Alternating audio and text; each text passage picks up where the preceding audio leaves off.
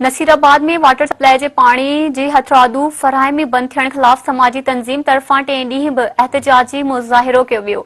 समाजी तंजीम कमानान तरफां सूफी गफ़ार चना, रब रखियो उडाणो ऐं आसिफ काठियो जी अॻवाणी में एहतजाजी मुज़ाहिरो करे public health water supply office अॻियां नटहण उस में 2 कलाकनि ताईं धरड़ो हयो वियो। उन मौक़े ते अॻवाणनि ॻाल्हाईंदे चयो त शहर जे मुख़्तलिफ़ मोहल्लनि में गुज़िरियल 1 हफ़्ते खां वठी वाटर सप्लाई पाणी जी फराहमी बंद आहे, जंहिं करे शहरी सख़्त गर्मी में अज़ाब वारी ज़िंदगी गुज़ारण ते मजबूर आहिनि।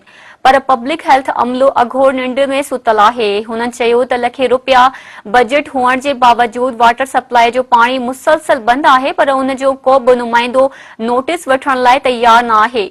हुननि मुतालबो कयो त जल्द पाणी जी फराहमी बहाल कई वञे ऐं शहरनि मां बेचैनी ख़त्म कई वञे।